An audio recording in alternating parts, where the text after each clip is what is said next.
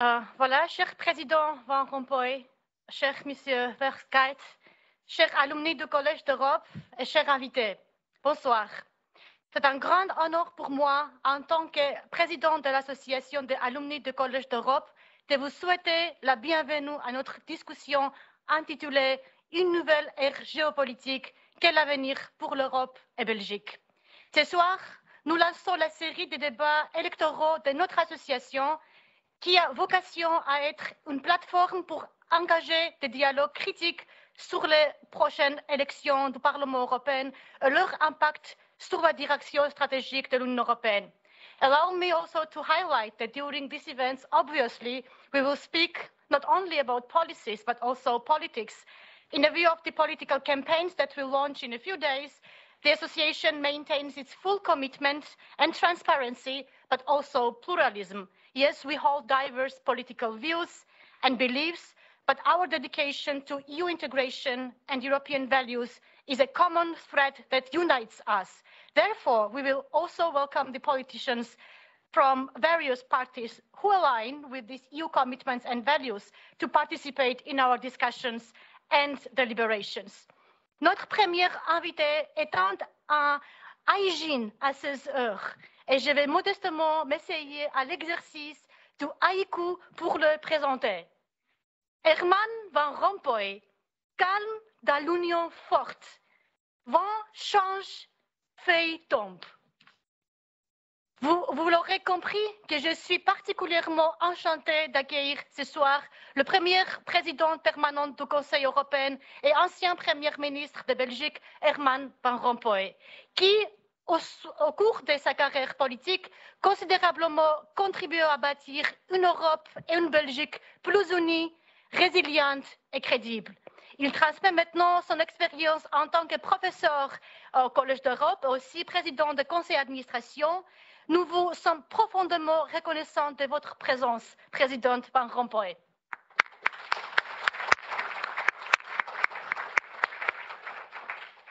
Je suis également honorée d'accueillir Ivan Verhofstadt, un entrepreneur renommé en Europe et une figure notable de la vie politique et sociale belge, fondateur de MediMarket et manager de l'année 2019.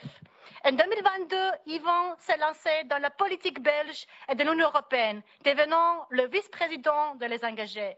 Son parcours politique a débuté remarquablement tôt, lorsqu'il est devenu le plus jeune conseiller communal de Belgique à seulement 18 ans. Merci, Monsieur Ivan, de vous joindre à nous ce soir.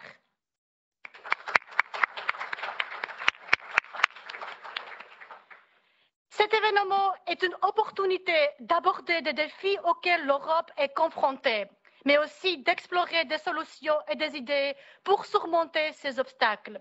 L'année 2024 s'annonce comme un tournant avec les élections du Parlement européen en juin, les élections présidentielles américaines en novembre, les élections en Belgique évidemment, mais aussi celles qui auront lieu en Russie et en Inde, sans parler de celles qui ont déjà été tenues à Taïwan en mois de janvier dernier. Ces événements pourraient avoir un impact significatif sur le rôle de l'Europe dans le monde. L'Union navigue aujourd'hui entre les nombreuses crises. IPC, European Policy Center, we call permacrisis. Agriculture, compétitivité, pouvoir d'achat, écologie, populisme, Moyen-Orient, Ukraine, immigration, etc. Face à ces difficultés, nous sommes contraints de nous interroger. Comment l'Union européenne doit-elle faire face à ces défis internes et externes? Doit-elle se concentrer sur les premières au détriment des secondes? La réponse passe-t-elle par une Europe à plusieurs vitesses ou au contraire par plus d'intégration? L'Europe doit-elle davantage s'ouvrir à l'économie émergente ou adopter une attitude plus protectionniste? Avec ces questions, j'invite le président Van Rompuy à prononcer son discours principal. Merci.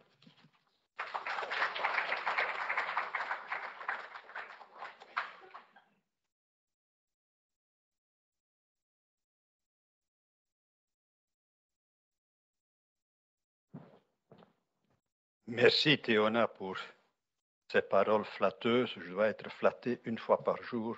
Tu t'en es acquitté très bien. Je suis deux fois ton président. Je suis le président honoraire du European Policy Center et je suis le président toujours du conseil d'administration du Collège d'Europe. Mesdames et messieurs, parler de l'Europe, je sais où je commence, je ne sais pas comment finir. Mais comment quelques idées, et ensuite on aura l'occasion aussi avec Yvan d'avoir un échange de points beaucoup plus précis. D'abord, quand on me demandait de parler, de prendre la parole quelque part, c'était il y a quelques années sur l'état de l'Union. Maintenant, c'est sur l'état du monde. Et c'est très significatif parce qu'il y a autant de choses qui sont en train de bouger et qui ont changé, avec un impact sur l'Europe que beaucoup de nos concitoyens se posent la question, où va-t-on?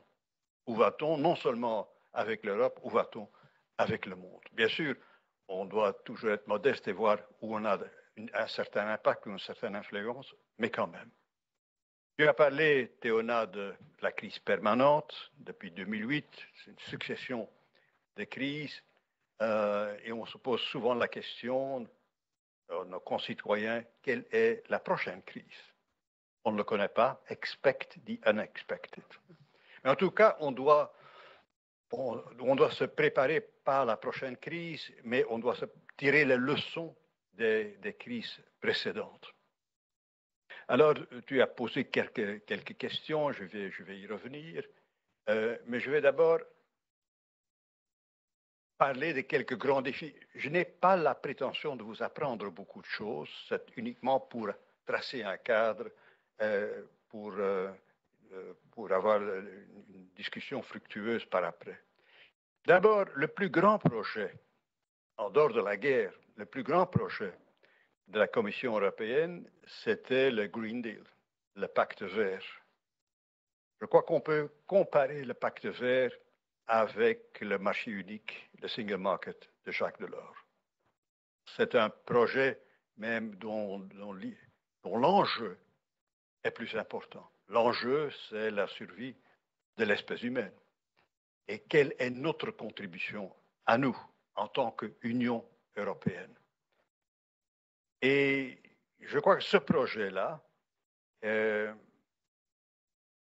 absolument nécessaire aussi parce que les États membres en tant que tels, eh bien, s'il n'y avait pas une vue d'ensemble, pas une approche européenne, pouvait être, vous jouez le jeu plutôt, oui, mais on veut faire quelque chose, mais que fait la France, que fait l'Allemagne, que fait d'autres?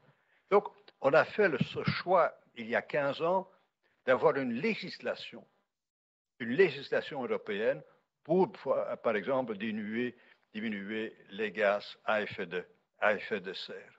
Quand moi je suis entré en fonction, il y avait l'objectif 2020. Eh bien, on a réussi. On a tenu parole, ce qui est rare en politique. On a tenu parole.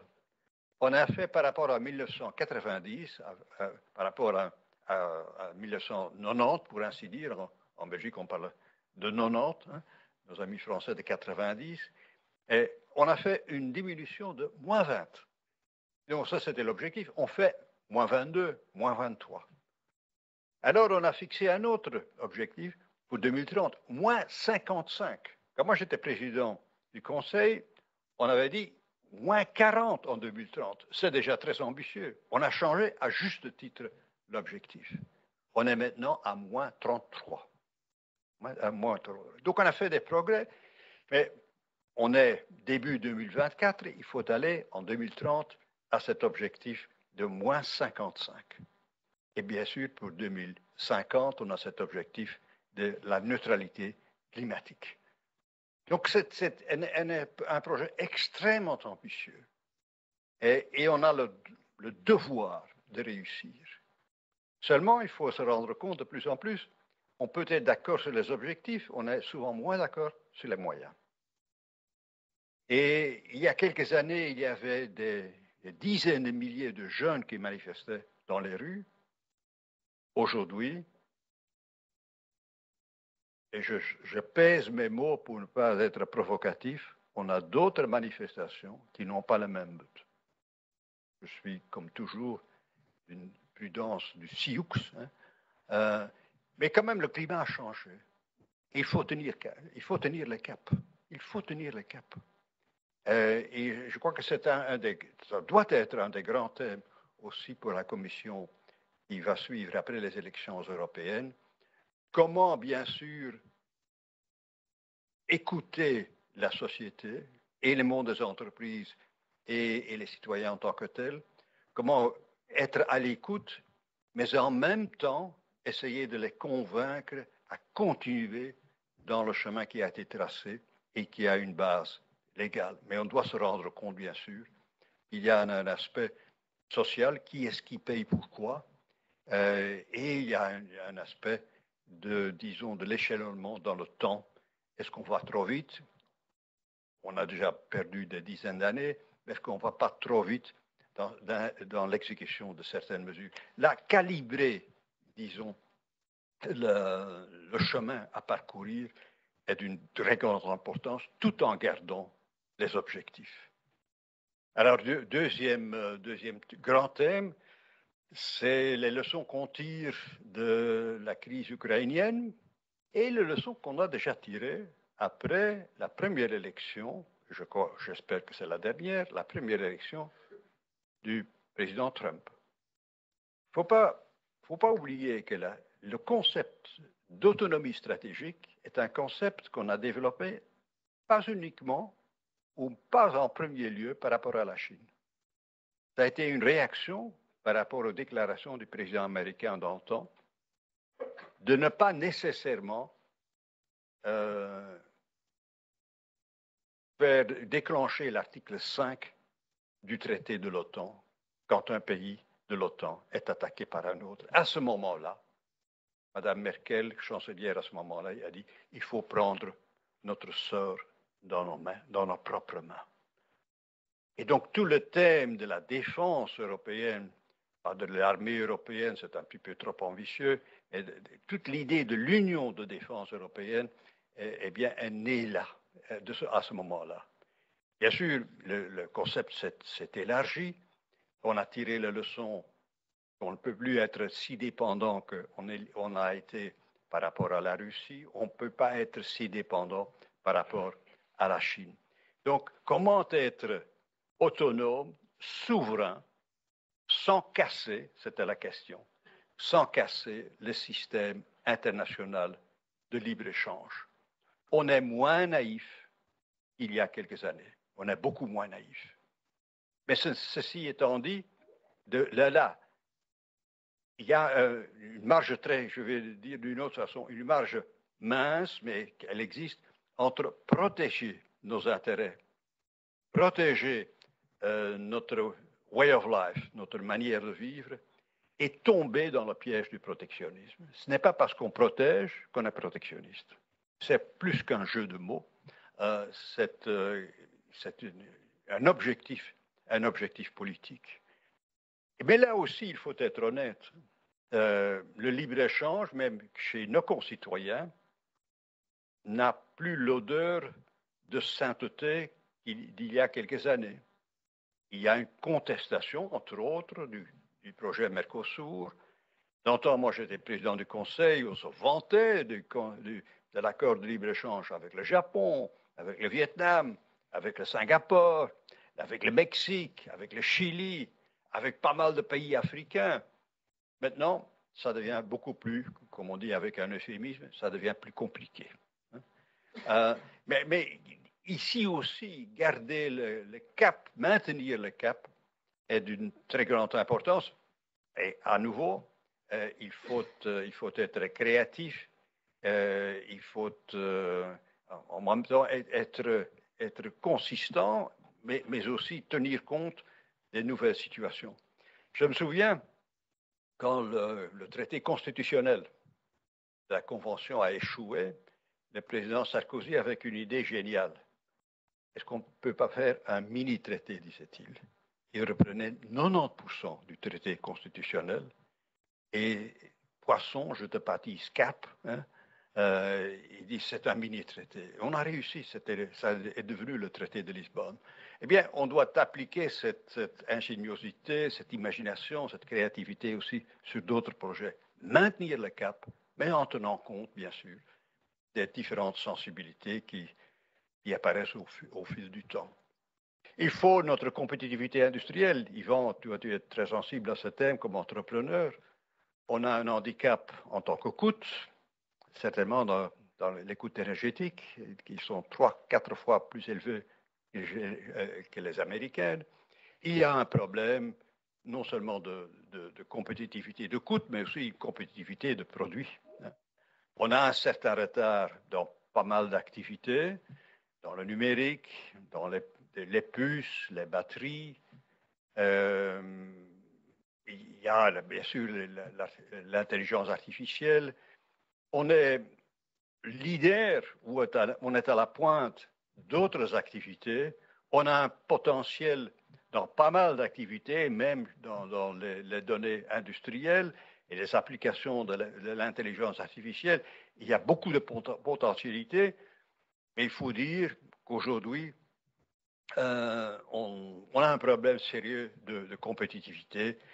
On doit éviter que notre marché unique soit fragmenté, plus fragmenté que dans le passé. On doit éviter que ce plus grand marché unique dans le monde soit en fait accaparé par les grandes entreprises américaines, le Magnificent Seven, ou par les entreprises d'État de la Chine. Il faut avoir nos propres entreprises qui profitent, disons, de cette création magnifique qu'est le single market, qu'est le marché unique.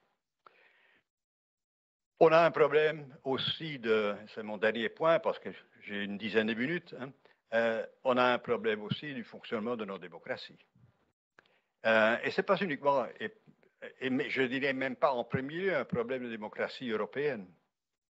Bien sûr, il y a ce qu'on appelle le déficit démocratique européen, mais le problème du fonctionnement de la démocratie se pose à tout niveau de pouvoir,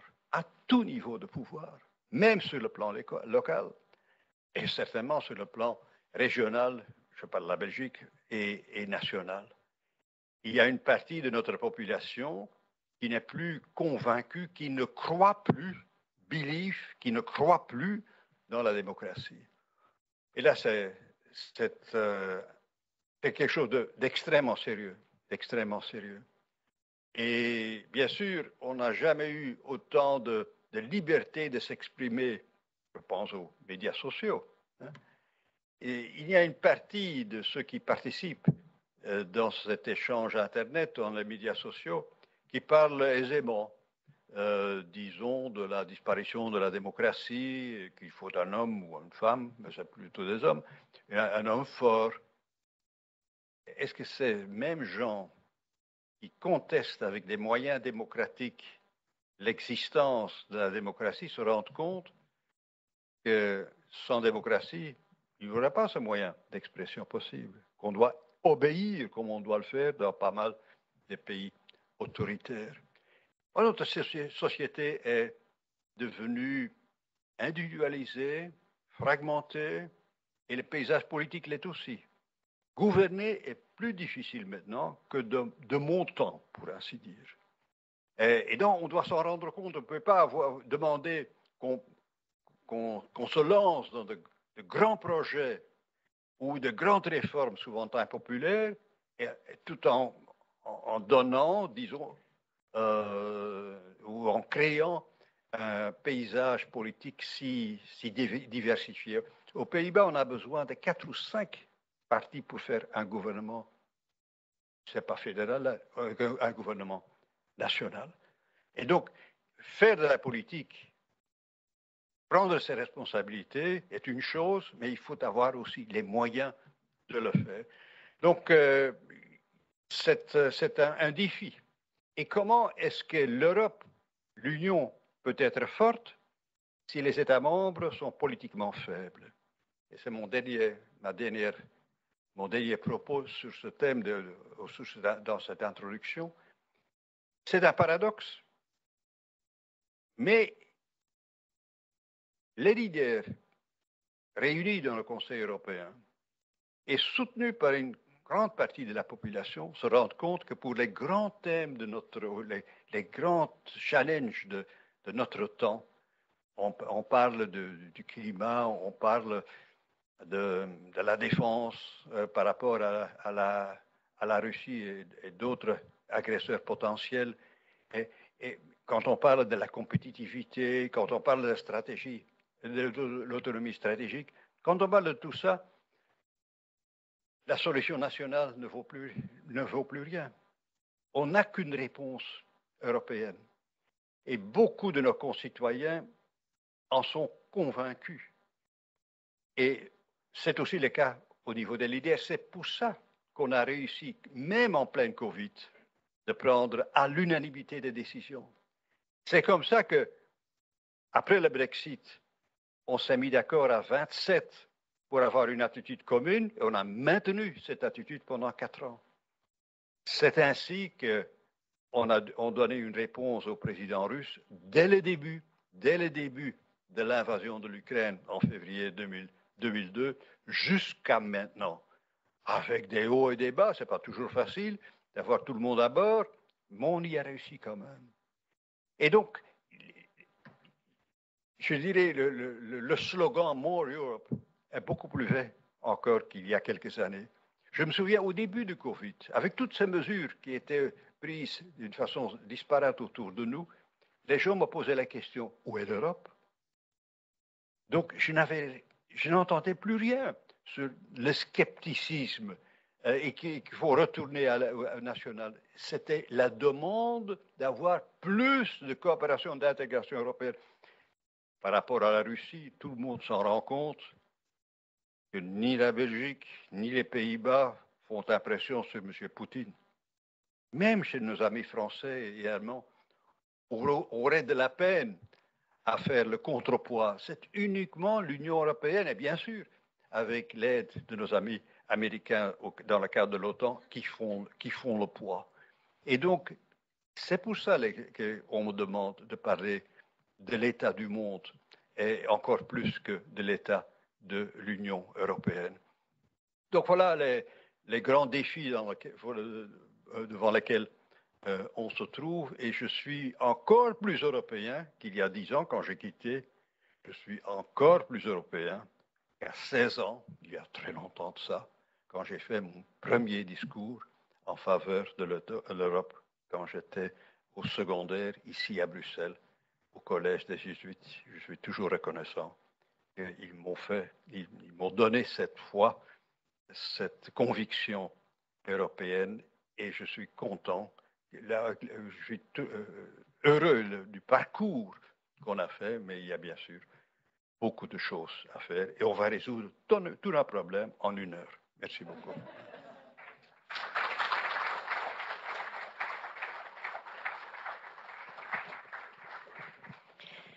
Merci beaucoup, Mr. President. Thank you so much for your interesting reflections and inspiring reflections, of course. Now I would like to give the floor to Yvan. Maintenant, c'est mon honneur de donner parole à Yvan pour son discours. Merci, Yvan. Merci, Théona. Merci, Monsieur le Président. Alors, j'ai 2 bonnes nouvelles. La première, c'est qu'il y a beaucoup de points sur lesquels nous sommes d'accord. Et la deuxième bonne nouvelle, c'est que du coup, je vais pouvoir essayer de faire assez vite. Je prends le pointeur pour quelques slides que j'ai pour partager. Peut-être avant de commencer, rebondir sur ce que vous disiez par rapport à l'Europe et plus d'Europe. Pendant la crise du Covid, vous parliez de la crise du Covid. Pendant la crise du Covid, je me rappelle avoir commandé une palette de masques en Turquie. Cette palette de masques s'est arrêtée à Roissy. Et rappelez-vous, Macron avait décidé de réquisitionner tous les gels hydroalcooliques et les masques. Et ma palette de masques pour Medi-Market et pour les citoyens belges est restée à Paris. Quelques mois plus tard, se posait la question des vaccins. Et l'Europe a géré la question des vaccins en évitant que l'Allemagne, la France, la Belgique se fassent la guerre pour s'arracher ce qui était devenu le bien le plus précieux pour notre santé à tous. Et ça, c'est la différence entre plus d'Europe ou moins d'Europe. c'est ça qui doit nous donner, je pense, ce sont ces exemples concrets-là qui doivent nous donner cette envie de se rendre compte que quand c'est géré au niveau européen, plutôt que de se faire concurrence, on arrive à travailler ensemble et c'est beaucoup plus sain et beaucoup plus serein que quand on se fait concurrence comme pour des masques. Alors, vous avez parlé de plusieurs choses, plusieurs points, et avant d'arriver à mes slides, je voulais quand même les reprendre. Nous sommes tous petits en Europe. Comme le disait je ne sais plus qui, certains pays le savent depuis longtemps. La seule chose, c'est que certains ne le savent pas encore. Mais c'est vrai, et je vous le montrerai tout à l'heure, en 2050, même l'Allemagne ne sera plus dans le top 10 ou à la porte ou porte du top 10 des pays en termes de GDP. C'est donc au niveau européen que les choses peuvent se passer. Vous avez parlé de pacte vert et il y a un mot qui m'est venu quand vous parliez tout à l'heure, c'est le réveil. Alors le réveil de la conscience et de l'importance de faire cette transition et ce pacte vert. Le réveil et la conscience aussi de l'importance d'être capable de se défendre. Et à ce propos, on signait ce jour une note dans le Tate avec Waterbeek pour montrer aussi qu'il y avait moyen de faire des traits d'union aussi au sein de la Belgique entre des candidats aux élections européennes, justement pour défendre cette image et cette notion de défense de l'Europe. Défense de l'Europe qui est non seulement indispensable pour peser, mais aussi indispensable pour être efficace. Et ça, comme entrepreneur et comme citoyen qui payons nos impôts, je pense que c'est important de savoir qu'on doit être efficace. Pour 1 euro investi dans la défense en Europe, on a un rendement 10 fois plus faible qu'1 euro investi par les Américains en termes de défense, simplement parce qu'on a une démultiplication du nombre de chars, une démultiplication du type d'armes. Et donc, non seulement c'est nécessaire pour peser ensemble, mais en plus, c'est nécessaire que pour avoir simplement l'efficacité requise, que pour pouvoir agir ensemble au niveau de défense européenne. Donc, un réveil aussi, peut-être grâce à Trump en termes de défense, mais un réveil quand même. Vous avez ensuite parlé de protéger et protectionnisme, j'y reviendrai. Je pense vraiment que la notion est très différente entre protéger et protectionnisme. Dans un cas, vous défendez les valeurs auxquelles vous croyez. Dans l'autre, vous voulez vous faire un avantage compétitif par rapport aux autres. Vous voulez utiliser de votre force pour vous créer un avantage, alors que dans l'autre, vous voulez simplement recréer un level playing field qui vous permet simplement de faire une compétition qui est égale. Le fonctionnement de la démocratie, enfin, je pense en effet que c'est un des plus grands challenges, de use your vote, but use it well.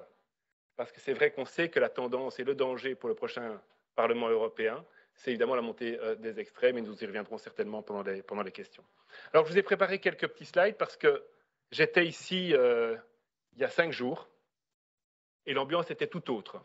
Alors, j'étais impressionné de voir que la place du Luxembourg avait déjà repris ses formes, mais c'est vrai qu'on avait un cri, et qui est un cri qui est, comme vous le disiez, le symbole, selon moi aussi, de cette crise perpétuelle auquel on fait face et auquel on doit absolument pouvoir répondre. De ce sentiment d'être perdu, et qui est le sentiment qui génère, et si on ne s'y attaque pas réellement, mais qui fera quelque part la poussée inexorable des extrêmes. Et pour pousser la réflexion, j'avais juste cette petite phrase que je voulais partager avec vous.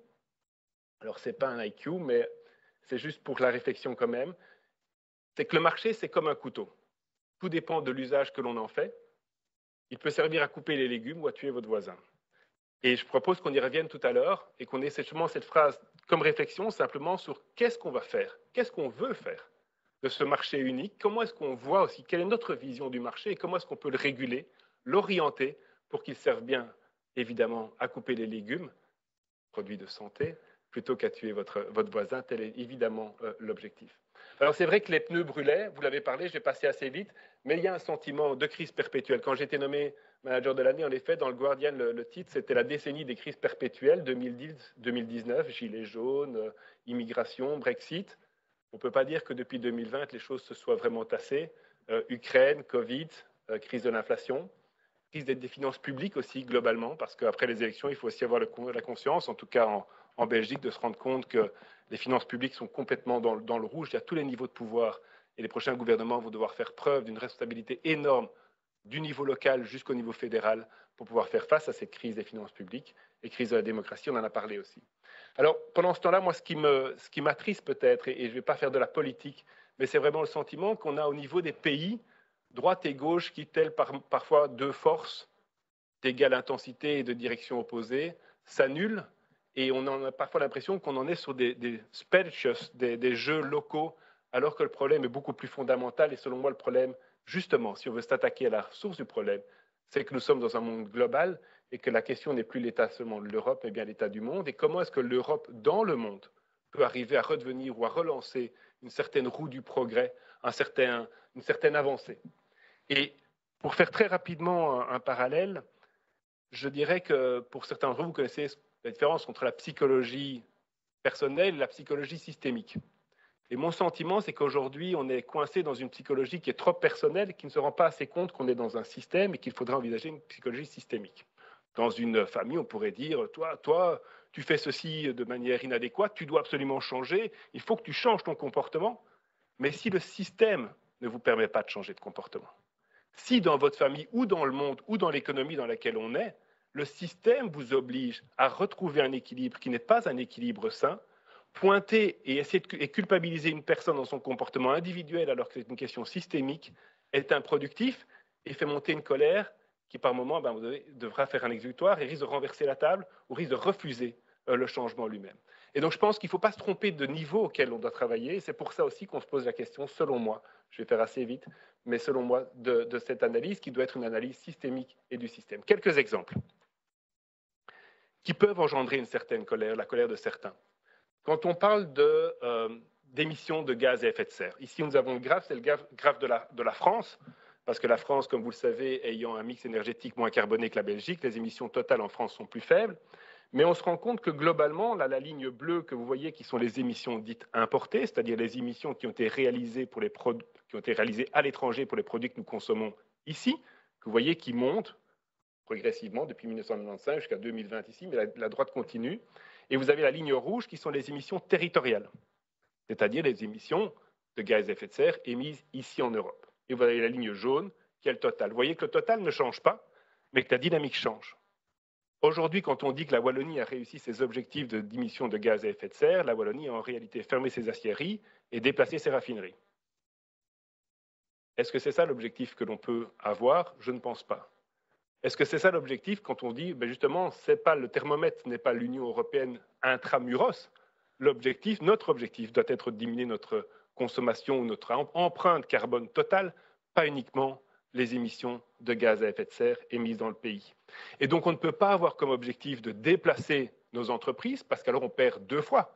On perd d'un point de vue économique et on perd d'un point de vue environnemental, sachant qu'aujourd'hui, en moyenne, pour faire une tonne d'acier en Asie par rapport à l'Europe, il y a 20% d'émissions de CO2 supplémentaires, plus le transport.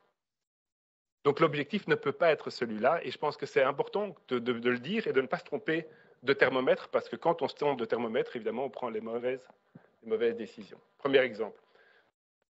Alors comment ça marche? Quelle est la systémique qui est derrière cela? Très simplement, vous l'avez compris, évidemment, si demain on a une tarification carbone sans protection, aujourd'hui aux frontières de l'Europe, de cette tarification carbone, eh bien on va créer, ou on créera demain encore plus qu'aujourd'hui, des paradis environnementaux avec un déficit de compétitivité entre ceux qui prennent en considération l'impact de nos émissions de carbone et ceux qui ne les prennent pas, avec comme conséquence la délocalisation d'entreprises et l'importation et l'augmentation des importations. Et quand on se pose cette question-là de manière assez simple, assez schématique, je pense que tout le monde le comprend aisément, on se rend bien compte qu'il faut une protection. C'est ce qu'a commencé à faire l'Europe. C'est un changement de paradigme, a commencé pour la première fois depuis très longtemps à se dire, et c'est protection, ce n'est pas protectionnisme, commencer à dire, si on importe des marchandises, il ne faut pas que le fait de ne pas avoir considéré l'impact des émissions de CO2 soit un avantage compétitif, et donc je mets un CBAM ou un mécanisme d'ajustement carbone à la frontière pour recréer une justice quelque part, simplement, entre ce qui est fait ici et ce qui est fait ailleurs. Donc de nouveau, ce n'est pas fermer les frontières, ce n'est pas démondialiser, mais par contre, veiller, quand on croit à quelque chose, de ne pas se tirer une balle dans le pied tout seul, et donc se protéger quelque part des choses auxquelles on croit, comme par exemple une tarification carbone. C'est pour ça que l'Europe a fait un premier pas dans cette direction. Fait un premier pas, mais je le dis tout de suite, on est au milieu du gué. Moi, je ne crois pas une seconde à ceux qui disent qu'il faut faire une pause. On est sur une petite barque au milieu d'une rivière tumultueuse. Faire une pause aujourd'hui, c'est juste se garantir que les entreprises continueront à partir, que notre barque prendra l'eau et que nous serons obligés de faire demi-tour. La réalité, c'est que le CBAM aujourd'hui est imparfait. Il y a des trous dans la raquette qui sont importants et que le rôle de la prochaine Commission, du prochain Parlement européen et du prochain Conseil seront d'aller continuer ce combat. Certainement pas de s'arrêter pour aller jusqu'au bout. Il y a des défaut, on devra faire demi-tour, comme je vous le dis, parce que s'il y a une panne de protection, ben simplement ce mécanisme systémique continuera. Je donne un deuxième exemple, parce que c'est évidemment facile de pointer ailleurs, mais il y a aussi une responsabilité en Europe. Simplement ici, au niveau de l'impôt des sociétés, peu importe les graphes, ce que vous voyez simplement, c'est que l'impôt des sociétés au niveau de l'OCDE était de 28,1% en 2000. En 2020, on a un impôt des sociétés de 20%. Donc, et on a une tendance irrésistible, inéluctable à la diminution de l'impôt des sociétés, simplement parce que le capital, donc les bénéfices, se déplacent aisément et évidemment de proche en proche, y compris au niveau de l'Europe. Et ce graphe-ci est assez parlant. On peut voir que l'Irlande, de par la politique qu'elle a mise en place, a réussi à capter un montant d'impôt des sociétés par capita, donc par personne, de 4 500 €. Je n'ai pas le graphe de la Belgique, mais il est plus ou moins similaire à celui de la France. Donc de plus de 3 fois plus d'impôt des sociétés par personne en Irlande, par une concurrence fiscale qui, quelque part, indirectement, tire vers le bas notre capacité à ponctionner de l'impôt des sociétés. Alors vous allez me dire, bah, c'est pas très grave, tant pis, non mieux, les sociétés payent moins d'impôts, on est tous contents. Sauf que l'impôt des sociétés, c'est quand même un quart de la fiscalité en Belgique. Diminuer l'impôt des sociétés ou se rendre compte que d'autres attirent 90% de sociétés multinationales dans leur rendement, ben, ce n'est pas un jeu à somme nulle. C'est que globalement, au niveau européen, on diminue l'impôt des sociétés et ceux qui doivent récupérer, ceux sur qui on doit récupérer les moyens nécessaires que pour payer les infirmières, les écoles, les routes, ben, c'est principalement le travail. Et c'est principalement l'immobilier, en fait, ce qui se déplace le moins facilement, quoique, on se rend compte que même le travail commence à être une source de concurrence avec de plus en plus de régimes fiscaux spéciaux. Et donc, c'est bien plus d'Europe. Tout à l'heure, je vous parlais d'une protection, c'est-à-dire d'un rééquilibrage aux frontières de l'Europe avec le CBAM, mais c'est aussi plus d'Europe à l'intérieur de l'Europe, plus d'Europe harmonisée. Quand aujourd'hui, le Portugal fait des régimes spéciaux pour les personnes pensionnées, quand certains pays, y compris la Belgique, mettent en place des régimes spéciaux pour attirer certains revenus étrangers, eh bien évidemment, on a une concurrence qui se met en place et qui risque de nous attirer de proche en proche, de plus en plus vers le bas. La concurrence, vous le savez, quand on est dans une entreprise, la concurrence, c'est bien parce que ça pousse les prix vers le bas. Mais quand vous poussez aussi vers le bas les capacités de financement de l'État, c'est aussi les moyens d'assurer les services nécessaires à la population que vous tirez vers le bas et vous faites reporter sur ceux qui jouent encore le jeu ou qui l'assiette qui se réduit de plus en plus inexorablement, une charge qui devient insupportable. Et donc c'est vraiment important qu'on ait une meilleure protection de l'Europe, mais aussi une Europe qui est plus forte en son sein, y compris au niveau social, avec la question qui peut se poser par rapport à l'élargissement, mais aussi par rapport à des normes sociales qu'on voudrait mieux imposer, que ce soit dans les accords de libre-échange demain, on en parlait, pour améliorer encore les accords de libre-échange, ou que ce soit, comme certains le proposent, peut-être mettre des mécanismes d'ajustement sociaux aux frontières, par exemple en estimant qu'un salaire minimum permettant d'atteindre le seuil d'extrême pauvreté devrait être atteint et qu'à défaut, un correctif devrait être mis en place aux frontières de l'Europe pour s'assurer que, comme on nous l'a dit, mais qu'on n'a pas vu beaucoup se passer, en tout cas moi quand j'étais à l'école petit, on m'expliquait que ce n'était pas grave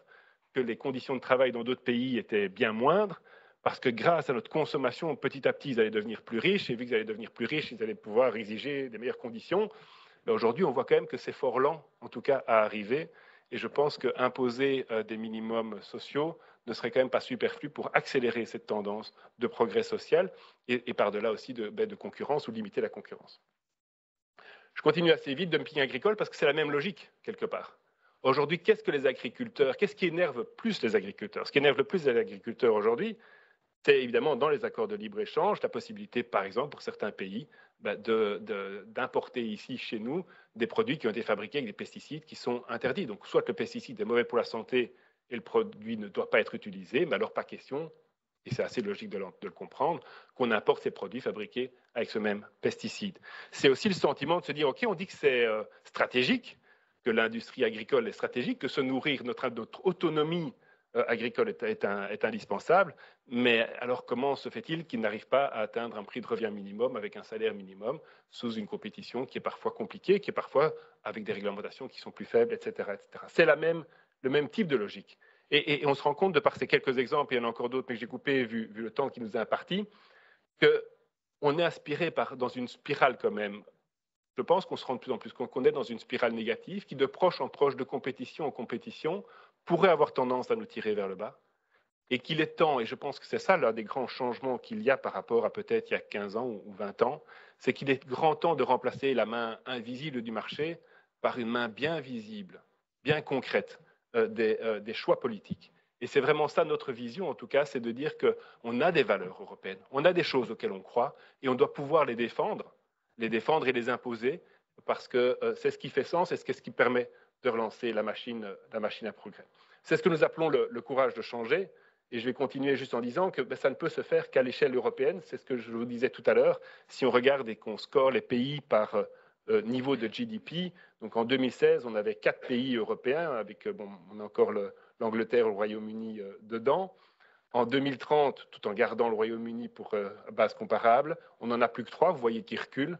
En 2050, on a l'Allemagne qui est 7e, et donc qui est en train de peser, qui se rendra tout doucement compte qu'elle pèse de moins en moins dans le concert des nations. Alors que dans le deuxième graphe, à votre droite, vous voyez que si on reste unis au niveau de l'Europe des 27, même en 2050, nous pèserons encore réellement en étant 4e et en pouvant, du coup, assumer et assurer quelque part les choix que l'on veut faire. C'est pour ça qu'il faut réussir l'Europe, comme on le disait, en faisant une lutte acharnée contre la concurrence intra-européenne. Je pense qu'on a un vrai énorme challenge. On en parle depuis aussi que je suis aux études de droit. On me parle d'harmonisation fiscale, mais je pense qu'il y a un devoir où il y a une nécessité d'arriver à gagner certains combats. On a réussi à le faire pour partie au niveau de l'OCDE, même si ça a été revu à la baisse, les 20% minimum sur la taxation des entreprises, qui sont devenus 15, avec des exemptions, etc. etc. Pourquoi ne nous donnerions pas l'objectif d'arriver à remonter ça un petit peu au niveau européen? Développer de manière volontariste l'autonomie européenne, parce qu'évidemment, dans le concert des nations et de manière générale, quand vous négociez, arriver à la table des négociations en étant dépendant de la personne avec qui vous allez négocier, c'est évidemment pas la posture la plus adéquate. Donc, être autonome en termes de santé, on l'a dit, et faire de la santé une politique au moins partagée en termes énergétiques et dérisquer, parce que ça sera aussi ça les objectifs, je pense, de la prochaine mandature, dérisquer notre position en termes énergétiques, éviter de tomber dans le piège dans lequel nous étions tombés avec la Russie, avoir une autonomie en termes industriels, une autonomie en termes de défense et en termes de numérique me semble vraiment nécessaire si on veut avoir une chance de réussir dans cette situation-là. C'est les conditions pour avoir une Europe qui pèse, c'est les conditions, selon moi, pour pouvoir relancer réellement le projet européen. C'est à mon avis aussi une nécessité si on veut pouvoir répondre à cette colère qui gronde et dont il faut être conscient, parce que si on n'adresse pas réellement ces problèmes de manière structurelle, inévitablement un jour ou l'autre, il sera trop tard parce qu'on sera calé, on sera coincé par un repli qui sera lui-même, par contre, un vrai repli sur soi, un vrai repli de protectionnisme, un vrai repli qui ne sera pas un repli de progrès, alors qu'ici, je pense qu'on a une marge pour réellement avancer, pour construire une Europe plus forte, et je m'arrêterai là. Merci beaucoup pour votre attention.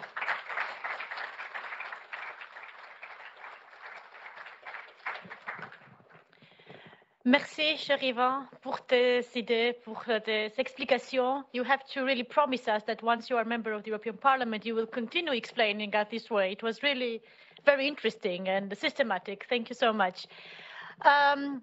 Petit rappel que ce soir, on va continuer en anglais, mais aussi en français. Alors, n'hésitez pas à poser vos questions en anglais ou en français. Mais avant de continuer, j'aimerais bien aussi également exprimer ma profonde gratitude à la rectrice du Collège d'Europe, Federica Mogherini, pour son soutien inestimable à l'association. Aussi, mes remerciements vont également à Hub d'information, Information Hub of the European Parliament, pour nous avoir accueillis ici. Merci beaucoup, Yaro et Stéphania. Merci beaucoup aussi les membres du conseil d'administration de l'association d'alumni du Collège d'Europe, André, Francesca, Aline, et aussi Damien qui est là pour votre assistance d'organisation de cet événement. Maintenant, j'aimerais bien, comme as we don't have much time and we have a full room here, and I'm sure that our audience has also many questions to ask our distinguished speakers, perhaps I will use my moderator role to ask only one question to President Van Rompuy and to Yvan, and then I will open the Q&A session please prepare your questions. We are also having questions online, which I will incorporate into my questions. Voilà, Président Van Rompuy, j'aimerais bien vous demander, en fait, sur la question d'élargissement de l'Union européenne. Est-ce que vous pensez que cette fois-ci, c'est réel? Est-ce que vous pensez que aussi l'Union européenne va être capable d'absorber le pays? On parle pas seulement sur Ukraine, Moldavie, mais aussi Western Balkans. Et aussi, vous avez très bien... vous allez, je suis sûre, aussi élaborer sur les questions de gouvernance de l'Union européenne au niveau des liens aussi d'élargissement. Je réponds en français? Comme vous voulez. Ah, d'accord, je vais commencer en français. D'abord, l'élargissement, ce n'est pas un nouveau thème. On a élargi pendant toute l'histoire de l'Union européenne. Quand moi j'étais président du Conseil, on a accueilli la Croatie comme 28e membre. À ce moment-là, c'était le 28e. À ce moment-là, on parlait déjà de la enlargement fatigue.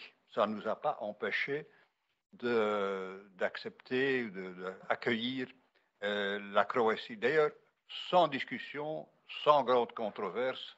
Ils sont membres, et maintenant ils sont membres, je crois, de la zone euro même. Hein. Donc, quand vous posez la question sur l'élargissement d'une façon globale, abstraite, etc., il y a résistance et il y a réticence, pour ainsi dire. Quand ça devient concret, ça c'est autre chose. Deuxième chose, on a pas mal de candidats pour devenir membre de l'Union européenne, ce qui est une très bonne chose. Nos amis anglais nous ont quittés. Il y a d'autres qui font la queue pour venir chez nous. Ça veut dire que l'Union européenne est toujours sexy, c'est toujours attrayante. C'est un adjectif très curieux pour une institution politique, mais c'est le cas. Quand je fais le compte des pays du Balkan occidental et du partnership oriental, c'est-à-dire la Géorgie, la Moldavie et l'Ukraine, j'arrive à 65 millions d'habitants. C'est exactement le nombre de gens qui nous ont quittés après le Brexit. Donc c'est une bonne chose qu'on veut devenir membre de l'Union européenne. Bien sûr, il faut remplir toutes les conditions et c'est un long chemin. Donc tout le monde en est tout à fait conscient. Et en fin de compte, c'est aussi un choix politique et un choix géopolitique. Ce n'est pas un processus bureaucratique où on vous demande est-ce que vous avez rempli toutes les cases. Ah, il y a un droit qui manque, donc vous restez dans la salle d'attente. On n'a pas procédé d'une façon pareille quand on a accueilli 10 membres, dont certains étaient des pays qui appartenaient à l'Union soviétique. Il ne faut pas oublier, hein, la Lettonie, la Lituanie, l'Estonie faisaient partie de l'Union soviétique. Maintenant, ils sont devenus membres à part entière de l'Union européenne. Est-ce que tous les pays remplissaient à chaque moment toutes les conditions? On les a accueillis en groupe, en vrac, pour ainsi dire. La Bulgarie et la Roumanie ont attendu encore 3 ans de plus, mais en tout cas, eux aussi, ils sont entrés ensemble. Pour les pays qui sont maintenant dans le Balkan occidental et dans l'Ukraine et la Moldavie, c'est plus compliqué, mais en même temps plus simple pour certains pays. Parce que, il ne faut pas oublier que, enfin, on ne l'oublie pas, hein, l'Ukraine est un pays en guerre. Le pays en guerre, et elle est en guerre parce qu'elle défend nos valeurs. Quelqu'un m'a dit, l'armée ukrainienne est en fait l'armée européenne. Elle se bat pour nous autres. Si elle perd, c'est ce que ça veut dire perdre, mais si elle perd, nous sommes en danger. Nous sommes tous en danger. Et donc c'est un choix géopolitique et un choix politique de premier ordre. Bien sûr, il faut respecter la procédure, il faut remplir tous les critères de Copenhague et d'autres, on ne veut pas intégrer une nouvelle Hongrie dans l'Union européenne. Là, mais à un moment donné, il faut faire un saut. Il faut faire un saut. Ce moment n'est pas encore venu, mais il faut le tenir en tête. Il faut le tenir en tête. Il y a bien sûr toute cette discussion en Europe. Est-ce qu'on peut élargir sans qu'on approfondisse? Ça, widening and deepening. Hein. J'ai connu le temps où on a procédé au widening et le deepening est venu des années après. Hein. Donc, il ne faut pas être trop pointilleux non plus, comme si maintenant on ne peut pas élargir sans qu'on a élargi, sans qu'on a approfondi, et surtout la prise de décision au niveau européen. Certains disent, oui, mais il faut une autre prise de décision quand on est à, je dis, 32 qu'à 28. L'Union européenne a commencé à 6.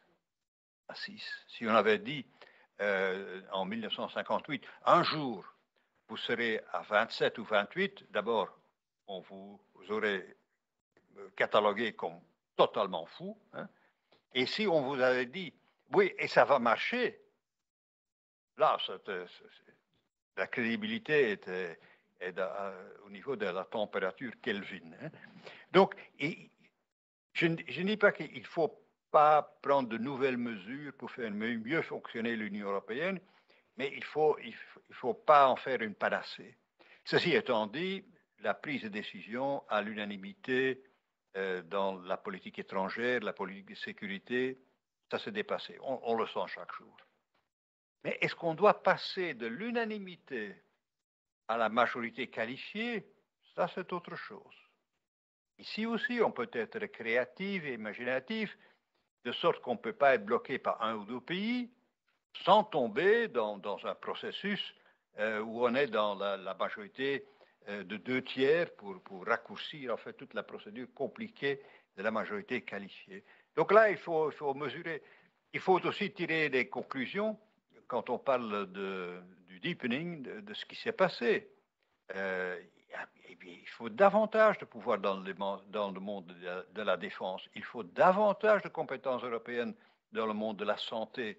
Il faut en tirer des conclusions. Est-ce qu'on doit ouvrir une grande messe, pour ainsi dire, une nouvelle convention, etc. Je sais bien que dans le temple de la démocratie qu'est le Parlement européen, on est très partisan de tout ça. Moi, je suis trop pragmatique pour ça.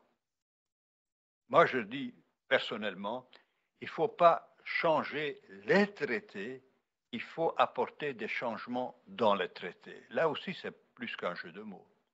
C'est plus qu'un jeu de mots. Si on choisit bien, si il y a une calibration exacte de ce qu'on peut faire et qui est important, sans créer une levée des boucliers idéologiques contre davantage de compétences européennes, eh bien, je crois que ça vaut mieux d'avoir, disons, cette approche targeted, mais qui est important, que de commencer à changer toutes les institutions et de changer à nouveau les traités. Là, on est parti pour des années et des années, en pleine crise géopolitique, avec un problème de compétitivité européenne qu'Yvan a très bien décrit, avec les défis climatiques et toutes les résistances qui ne cesseront d'augmenter encore les années à venir.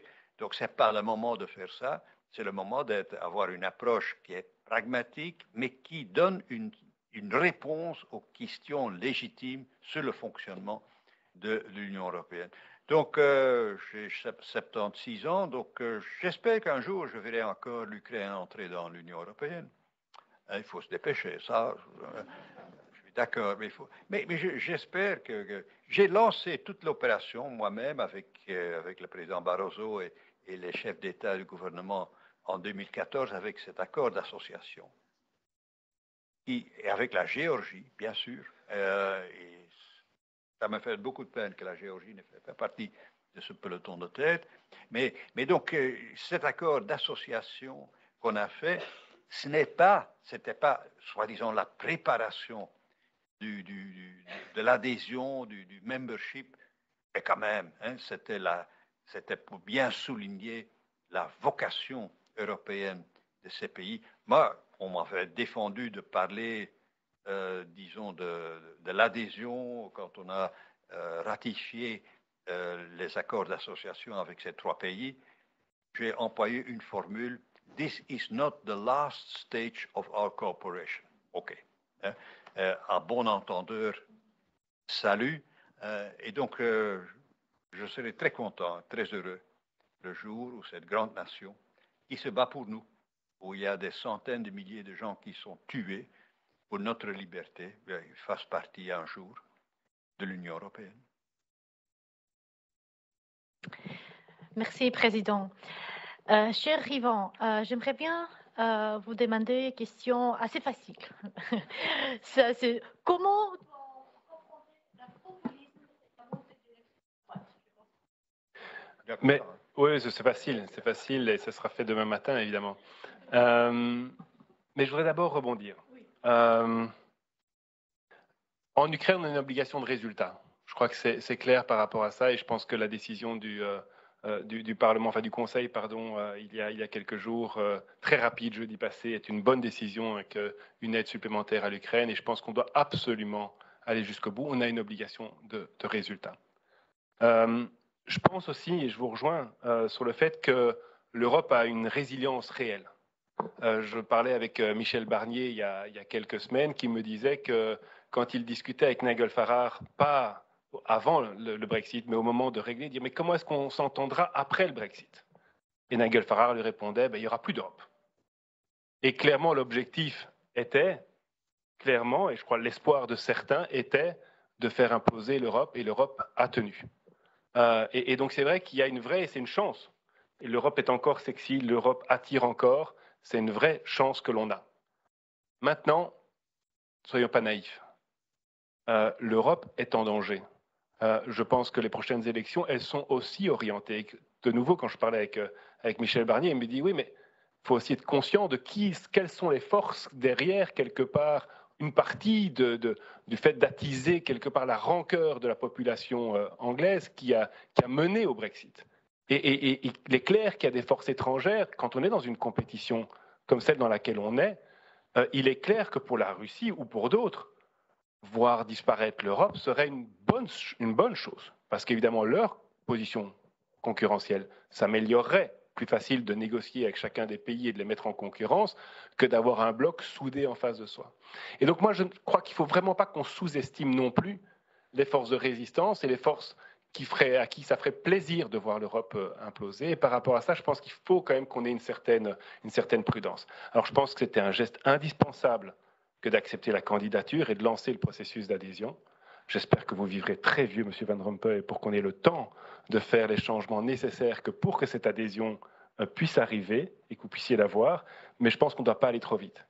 Et je crois aussi quand même que face à ce risque que l'on a de tensions intra-européennes, qu'on va encore voir avec les partis extrêmes qui seront premiers, si on additionne les 2 partis extrêmes qui seront le premier parti, probablement aux prochaines élections européennes, je pense qu'on a la responsabilité d'avoir une Europe efficace. On a la responsabilité d'aider l'Ukraine, mais on a la responsabilité de réussir l'Europe.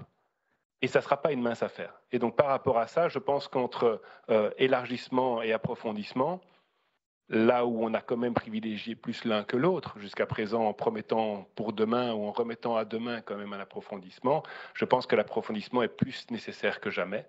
Alors est-ce qu'il se fera en cercle concentrique ou autrement, ou est-ce qu'il faudrait être pragmatique, créatif? J'en suis certain, parce que je pense que pour la démocratie, ça vaut la peine d'être suffisamment créatif, mais faire uniquement l'élargissement aujourd'hui et déséquilibrer potentiellement trop rapidement l'Europe serait une erreur. Alors je pense que personne n'est non plus dans cette démarche-là, parce que tout le monde est conscient qu'un processus d'adhésion, ça prend du temps, mais ce temps, on doit le mettre à profit pour avancer. Et je pense que c'est indispensable, parce que si on ne réussit pas l'Europe, pour répondre du coup à ta question indirectement, Théona, si on ne réussit pas l'Europe, comme je vous le disais, c'est la colère qui l'emportera, et la colère, elle est mauvaise conseillère, et du coup, ce sont les extrêmes qui risquent de prendre le pas. Et donc moi, ma conviction, c'est qu'il faut quand même qu'on a vraiment une responsabilité de revoir. Alors, pour revoir les traités existants, moi, ça me va très, très bien, mais avec une dose d'efficacité et de capacité aussi. Et j'en terminerai juste par là, avec la conscience aussi que ce qui s'est passé en Hongrie n'était probablement pas envisageable où le non-respect de l'état de droit dans certains pays européens n'était même pas envisagé ou envisageable il y a quelques années, et aujourd'hui est une réalité en Europe, et il faut aussi tenir compte de ça, tenir compte de cette incapacité que l'on a, ou ce manque de capacité que l'on a, quelque part, de veiller à pouvoir corriger le pli quand il est pris dans certains pays, comme ça a été le cas ces dernières années en Hongrie. Donc je pense qu'il y a quand même vraiment une fragilité dont il faut être conscient, et cette fragilité, il faut l'attaquer, il faut la regarder pour être capable de la modifier.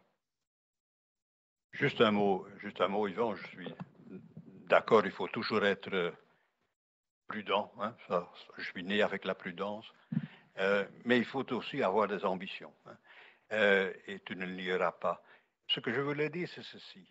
Le soi-disant populisme, le populisme, n'a pas uniquement des sources européennes. La source profonde du populisme, je parle en tant que flamand, hein, ce sont des sources nationales ou régionales. Et la migration joue un très grand rôle dans tout cela. En 2004, le Vlaams Belang était dans ma région à 24%. 24%. On ne parlait pas de l'Europe. Ça n'avait rien à voir avec l'Europe. En 1990, quand il y a la première poussée du Vlaams Belang, l'Europe était absente dans le discours politique. Donc, il ne faut pas se méprendre. S'il y a colère, comme tu as employé ce mot, ce n'est pas uniquement une colère par rapport aux institutions européennes et au projet européen. C'est hélas plus profond que cela. Mais ça nous nécessiterait d'avoir une discussion encore beaucoup plus profonde qu'on a encore aujourd'hui. Mais le populisme a des sources, disons, dans la société, dans l'évolution de la société, et c'est une réaction par rapport aux politiques menées à différents niveaux de pouvoir, dont l'européen. C'est clair, ça on est d'accord. Merci, excellent. Thank you very much. I would like to open the Q&A session. We have around 20 minutes. Daniel Linotte, bonsoir. Monsieur le Président, Yvan, candidat, je suis belge et aussi d'origine ukrainienne. Alors donc, il y a une vingtaine d'années, je travaillais avec le gouvernement ukrainien dans le cadre de l'OSCE et je travaillais aussi sur la prévention des conflits et le désarmement, ou plutôt la conversion des industries militaires. Alors ici, je voudrais parler de l'Ukraine. Le conflit continue, l'Ukraine ne peut pas perdre, c'est certain, mais d'autre part, la Russie doit-elle perdre?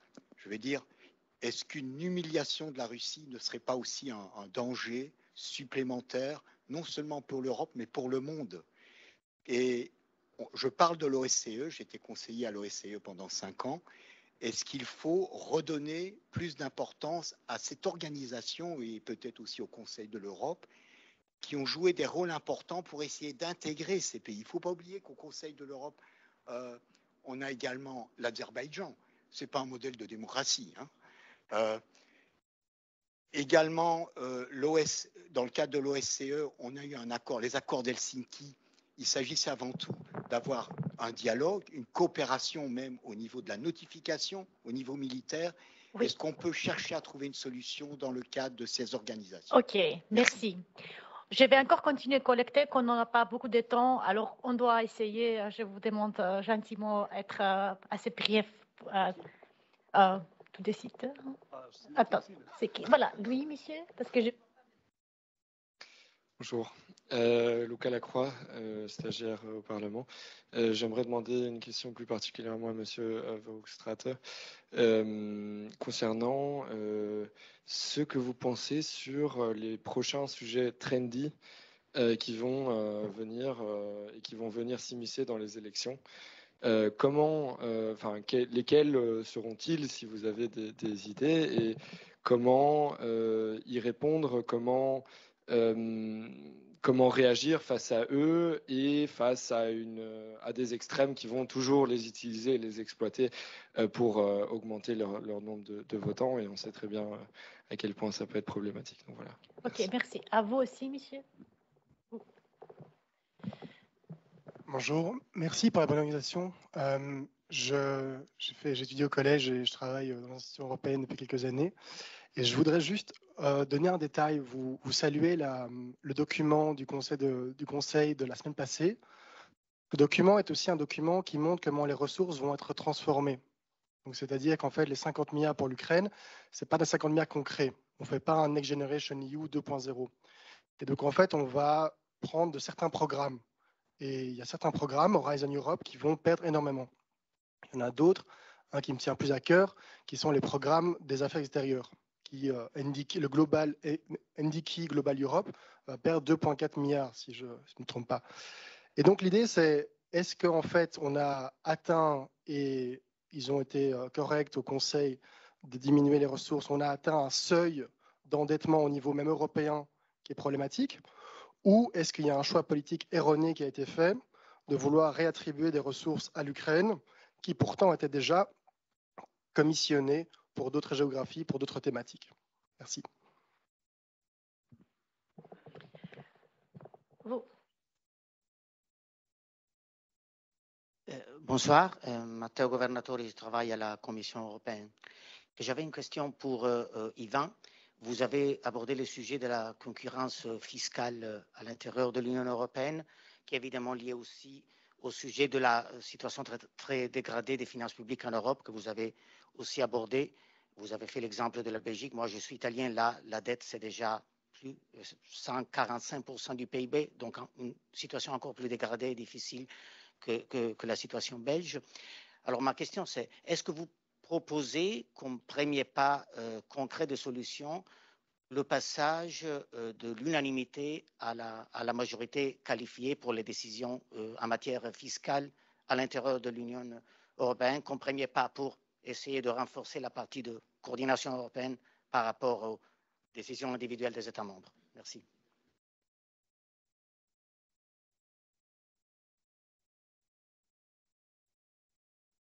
Yes. Monsieur Van Rompuy doit partir dans 5 minutes, donc je propose qu'on fasse déjà une première salve et principalement peut-être que lui réponde, si vous voulez bien, et puis après on peut continuer encore un tout petit peu. Exactement. Merci, Yvan. Oui. Thank you. Yes, please, perhaps a final words from your side before you leave. Especially, I would appreciate, as also we had the question regarding the governance question of the EU and the democratic deficit that I also mentioned. And we see that many people, citizens, they don't trust politicians. So what can we do? Problem of trust, this problem is not a problem that is concerning only the European institutions. It's a general problem of the crisis of democracy. And it is related to many causes. And we have to tackle them. And the reading of the conclusions of the Conference on the Future of Europe is interesting because you have a series, not of solutions, but of, in French we would call des pistes, to work upon on giving much more attention to democratic processes, not only from those who are elected, but also with direct contact and involvement of citizens, knowing that our societies are much more divided than ever. When we speak about the citizen, the unique citizen, doesn't exist. There are so many opinions now in modern societies that there is could be a democratic deficit because each of us has the feeling that he is not heard, that my opinion is not taken into account.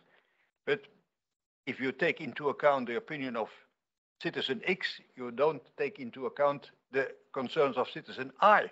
Yeah? And so for the politician, so to speak, there could also be a leadership deficit. a leadership deficit because he has to make the choices in a divided society. And he has to show courage. That's why, for instance, the Green Deal was so important. If you ask people if everybody was agreeing with all the details of the Green Deal, nobody would have agreed. But there is this moment of courage to say, we jump. It was a qualitative jump. So we have to work on better involvement of citizens in the decision process, but don't underestimate that we needed also stronger leadership so that we will not end with any democratic deficit and a leadership deficit. What I'm saying is not just, again, playing with words, it's trying to grasp the complicated reality in which we live. Just one word about democracy and populism and so on. Don't think that if a populist party wins the elections, all his voters are anti-European. Not at all. You have to express your opinion with one vote. And you express your opinion on ethical issues, on economic issues, on migration issues, on European issues, all of this with one vote. So you have carefully to read what's happening in a society. In my region, separatist parties can form 45% of the population, but we know that the real separatists are less than 1/3, 10 to 15%. It's not because you have a separatist party that everybody is a separatist. That reminds me when I was many years ago, decades ago, when I was still younger than today, in a French cafe, and there was discussion, as the French can have, and one was saying, il y a 5 millions d'électeurs communistes, ceux qui votent pour le Parti communiste, which was the case at that time. And the other replied, ça ne fait pas 5 millions de communistes. And he was right too. So don't read wrongly the populist vote. And then you have also surprises. I want to end on a positive note, not on a populist note, on a positive note. Italy is now a prime minister coming from a really populist political party. She is now agreeing on the negotiations with Ukraine, on the pact on asylum and migration, and even very close to an agreement on the pact of growth and stability, reorganizing the budgetary rules. So don't be desperate too soon. That's my only message. Thank you.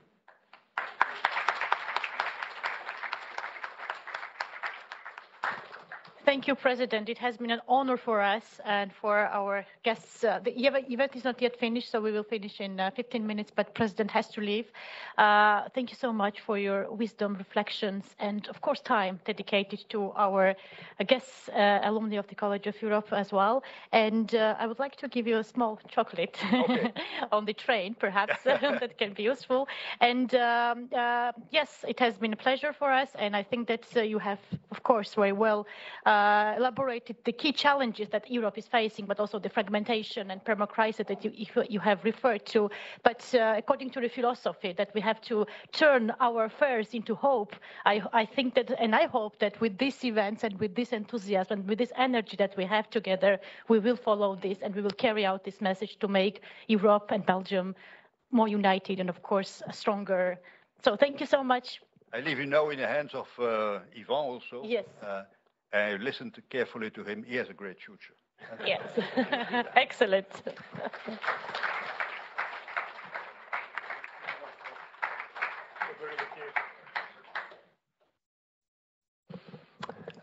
Alors, il y avait plusieurs questions. Je vais essayer de me les rappeler parce que, entre-temps, on a bu les paroles de M. Van Rompuy. Une des questions était sur les moyens de l'Union et est-ce qu'on a été au bout des capacités de l'Union. Je pense que un des problèmes fondamentaux que l'on a, que ce soit au niveau de l'Union ou que ce soit au niveau de nos pays, c'est de ne pas faire la différence entre les dépenses courantes et les dépenses d'investissement. Ma conviction vraiment forte, c'est qu'aujourd'hui, on a une dette latente, climatique, réelle, sauf qu'elle n'est pas financière, elle est juste pendante, et que transformer cette dette pendante de déficit climatique exprimée en tonnes de CO2 émis en dette réellement financière qui permettrait de la résoudre ne dégrade pas en réalité notre situation bilantaire si on pouvait mettre le carbone dans le bilan. Et donc, moi, ma conviction forte, c'est qu'il y a vraiment un moyen très important. On devrait pouvoir investir et créer de l'argent encore réellement au niveau de l'Europe. On a encore des leviers financiers pour le faire, pour réellement s'attaquer avec force et ambition à ce challenge-là, mais réellement à ce challenge-là. C'est-à-dire que chaque euro devant servir à réellement transformer et mettre en place le système qui nous permet de relever ce défi climatique fondamental. Donc, à mon sens, c'est une erreur de réallouer et d'être le plus frugal possible au niveau budgétaire. Je pense qu'on devrait oser aller beaucoup plus loin, à condition d'aller beaucoup plus loin pour des choses qui sont durables et pérennes. Donc ça, je pense que c'est fondamental. Sachant que pour ce qui concerne l'Ukraine, il faut aussi être conscient, pour ce qui concerne la Belgique, en tout cas pour les Belges qui sont ici, c'est qu'on a en fait déboursé 0 euro, 0 centime pour l'Ukraine. L'ensemble de l'argent qui a été dédicacé à l'Ukraine, c'est de l'argent qu'on a récupéré, entre autres, sur les biens qu'on a gelés, les biens russes que l'on a gelés et qu'on a simplement réalloués. Donc en fait, c'est un bénéfice que l'on a tiré du fait d'avoir gelé, en tout cas pour une très large partie des moyens qu'on a renvoyés en Ukraine. C'est en réalité pas de l'argent que les Belges ont dû mettre, mais que l'État a récupéré de par le gel des avoirs russes. Donc il faut aussi le dire à la population, parce que parfois elle se dit on ne trouve pas d'argent pour moi, mais par contre on en trouve pour les Ukrainiens. Je pense qu'il faut un petit peu démystifier ça. Au contraire, je pense que avec le courage de l'armée ukrainienne, si on devait le faire avec notre armée, notre argent, ça nous coûterait beaucoup plus cher. Ça me permet de rebondir sur votre question. Je pense que l'histoire nous a appris que humilier ne servait à rien. Que quand vous humiliez quelqu'un, quand vous le faites perdre trop fort, de toute façon, vous prenez un retour de service un jour ou l'autre. Donc, je ne pense pas que ça soit l'objectif d'humilier. Maintenant, entre défendre l'Ukraine avec force et repousser Vladimir Poutine, peut-être qu'il le prendrait comme une humiliation. Et si ça, c'est une humiliation, alors peut-être qu'il faut passer par là. Maintenant, l'objectif n'est pas de casser plus que nécessaire ou je pense qu'à un moment donné, on devra trouver un moyen de faire la paix, parce qu'il faut aussi se rendre compte des capacités des forces en présence, et il faudra trouver un moyen de faire la paix et d'apaiser les choses. Donc je pense qu'il faut répondre avec force, il faut être intransigeant, mais qu'aller chercher à blesser et à humilier ne serait pas, à mon avis, productif. Maintenant, ce n'est pas pour ça, comme je vous le disais, qu'on n'a pas une obligation de résultat extrême pour éviter que les choses ne continuent. Vous me posiez la question de savoir quels étaient les grands challenges. Alors, si je le savais, évidemment, je ferai une petite vidéo demain matin pour être sûr que ce serait le challenge qui va prendre. On ne se doutait pas que la révolte des agriculteurs serait ce qu'elle a été. Si on avait posé la question à 3 semaines, oui, on se sentait, hein, ça commençait à bouger en Allemagne. C'est très rare d'ailleurs que ça démarre en Allemagne. Je pense que d'ailleurs c'est quelque chose auquel on doit être conscient. C'est très très rare qu'une grève de ce type-là démarre en Allemagne. Évidemment, les Français ont suivi, les Français ont obtenu des résultats, ce qui n'est pas le cas des Belges. Ils ont juste obtenu les promesses de dialogue. Donc, est-ce que c'est un sujet qui va rebondir? Je pense que, comme je le disais tout à l'heure, la question de l'agriculture est le symptôme c'est les mêmes symptômes tout le temps. En fait, c'est les mêmes symptômes du même problème qui revient tout le temps. Et c'est ce sentiment de ne plus en pouvoir, d'être au bout et de ne pas voir comment est-ce qu'on peut redémarrer dans une logique de progrès. Et je pense que c'est ce que ressentent les agriculteurs, c'est ce que ressentent certains industriels, c'est ce qu'on a commencé à dire ce matin en parlant de Audi, pour ceux qui ont entendu parler de Audi ce matin, où il y a de nouveau une peur de délocalisation vers le Mexique ou vers la Chine. C'est la peur que l'on a. Et je pense que ce sujet-là, tant qu'on n'arrivera pas à le tacler, ça reviendra systématiquement. L'être humain n'aime pas perdre. Et le problème, c'est qu'aujourd'hui, on perd souvent. Alors, on perd parfois pour des bonnes raisons, mais parce qu'on ne va pas jusqu'au bout des raisons qu'on veut, enfin, des absolus ou des choses indispensables que l'on veut protéger, comme le progrès social, comme le fait d'avoir peut-être des salaires un peu plus élevés. Alors ça me fait toujours rire, on parle d'handicap salarial quand en fait on a des salaires qui permettent de payer un tout petit peu mieux les gens. Aujourd'hui, on a 40% des familles monoparentales qui sont en danger de pauvreté. On a de plus en plus, alors on a un indice Gini qui n'est pas mauvais, mais qui est simplement l'application d'une moyenne trop basse. Et donc aujourd'hui, on a la population qui n'en peut plus par moment. On a sur le dernier gouvernement, et à mon avis, ça sera un sujet qui reviendra ou qui devrait revenir, 100 000 personnes malades en plus. En Belgique, on a 300 000 chômeurs. Sur les 3 dernières années, on a 100 000 malades en plus. Les maladies et invalidités, c'est 14 milliards d'euros, le chômage, c'est 8 milliards d'euros. Voilà, je veux dire, rien que ça, c'est énorme. Et donc, je pense que ces sujets-là, ce sentiment de se dire, mais est-ce que tout ça a un sens, seront les sujets qui vont animer la campagne. Et donc, certainement, par corollaire, parce que c'est tellement plus simple, la question de l'immigration. Où on va très vite dire c'est la faute, tout ça, ça sera bien la faute d'un bouc émissaire classique. Et donc, je crois que c'est ce que certains risquent de dire. Cliver, diviser. Je pense qu'en effet, on a une société qui est plus fracturée qu'elle ne l'a jamais été entre les vieux, les jeunes, les noirs, les blancs, ceux qui travaillent pas. Et je pense que fondamentalement, là, il y a quelque chose qu'on doit pouvoir relancer comme message d'espoir, en effet. Message d'espoir où on se dit, non, il y a des solutions, il y a moyen d'aller au bout, il y a moyen de relancer jusqu'à la fin des années 80, début des années 90. La fracture sociale a diminué, on voit les graphes très clairement. Alors en Europe, depuis la fin des années 90, peut-être qu'on n'a pas choisi le bon chemin, vu que depuis la fin des années 90, on voit que cette fracture ou cette diminution des inégalités s'est arrêtée. Aux États-Unis, elle a même commencé à remonter ces 10 dernières années. Et donc, voilà, à partir du moment où on voit qu'il y a un chemin qui a été pris peut-être depuis 30 ans, un pli qui est bien marqué, il va falloir se battre assez fort pour pouvoir prendre un autre pli, mais à partir du moment où on le sait, ça doit être possible de le faire. Et donc je pense que ce seront tout ça les sujets. C'est les gens qui ne s'en sortent plus aujourd'hui, les agriculteurs, les infirmières. Moi j'ai passé 1 mois à l'hôpital. Je peux vous dire que j'ai été vraiment frappé de voir d'une part l'abnégation et la volonté, l'humanisme des infirmières et en même temps le sentiment de burn-out réel. Alors elles restent au boulot, mais elles sont quand même en burn-out, quoi. Où elles me disent, moi je ne peux pas être malade, il y a déjà 2 malades. Si je tombe malade en plus, on doit fermer les lits et on ne peut pas fermer les lits, sinon qu'est-ce qu'on va faire de vous? Et ça ne va pas, quoi. Donc on doit pouvoir relancer. Je pense que ça, c'est vraiment un challenge énorme. Mais l'espoir, c'est qu'on en a plus conscience que l'on n'a jamais eu, je pense, ces 30 dernières années. On a, et puis je terminerai par ça, moi, mon sentiment, peut-être tout à fait faux, mais mon sentiment, c'est que quand le mur de Berlin est tombé, il y a un bloc qui a gagné contre un autre bloc. Je pense que les 2 blocs opposés créent une certaine stabilité, avec le besoin et l'envie de montrer que son bloc, son modèle gagnait. Et donc avec la volonté de partager aussi une partie de la richesse, aussi de l'augmentation de l'utilisation des énergies fossiles pendant toute cette période-là. Et puis après, en se cachant un petit peu la face quand on a eu le premier rapport de Meadows, et on s'est rendu, voilà, on n'a pas voulu voir. Mais jusqu'à ce moment-là, on voulait montrer que son modèle allait gagner. Puis quand il a gagné, le modèle libéral ou occidental, je pense qu'on a été trop naïf, trop euphorique peut-être, et qu'on a poussé le cran un peu plus loin sans lui donner un contre-pouvoir supplémentaire, et qu'on a été un cran trop loin dans la libéralisation.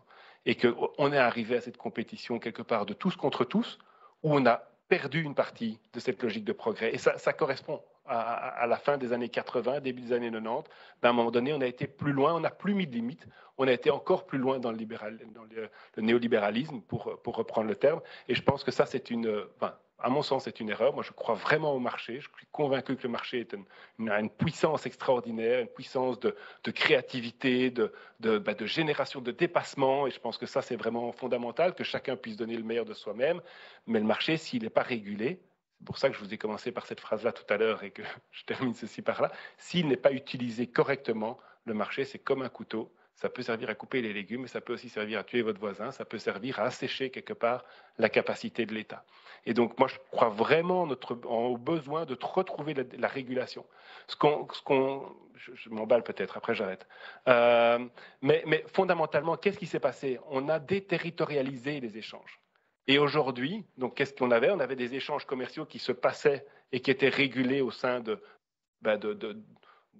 territoires, avec des États-nations ou des États supranationaux qui pouvaient réguler ces échanges. Et à un moment donné, le monde est devenu plus petit. Ces échanges se sont faits de manière internationale, se déterritorialisant par rapport à une autorité régulatoire. Et aujourd'hui, c'est les sociétés qui imposent aux États la politique. Ce n'est plus la politique qui impose aux sociétés les règles du jeu. Parce que simplement, ils peuvent aller vers le moins-disant. Donc c'est de nouveau pas pour dire qu'il ne faut pas de marché ou qu'il ne faut pas d'échange. Il faut du marché, il faut des échanges. Mais il faut retrouver cette capacité de déterminer les règles du jeu. Et que s'il y en a un qui joue à 12 au football, eh ben, il doit sortir un joueur, il doit prendre une carte rouge. C'est à 11 contre 11 et on ne prend pas la balle en main. Et à ce moment-là, alors on peut jouer correctement et on laisse les joueurs jouer. Ce n'est pas à l'État de jouer, de commencer à jouer à la place des joueurs. Mais par contre, si on n'a plus d'arbitre, ça devient le souk. Thank you, Ivan. Thank you very much. Thank you so much once again, and I really have to apologize to our audience because we have approached to an end of our event, but I'm sure that we will have other opportunities as well to engage with Ivan, but also with other candidates and other politicians in the view of the upcoming elections. As you know, this has been the first event of our EP election series of the College of Europe Alumni Association, and this was also the first time that we have opened a few slots also to non-alumni, so to the guests, and we have been very happy to welcome you here this evening. I would like to once again thank to the Info Hub of the European Parliament for hosting us. This is, I believe, our third or fourth or fifth event. Yes, and thank you for the excellent collaboration to Yaro, as well to the College of Europe Alumni Association Board, to Andre, Aline, Francesca, also Damian is here, and thank you, Damian, for your, and Joseph is here, thanks for your support. And I would like to give you, Ivan, this small chocolate.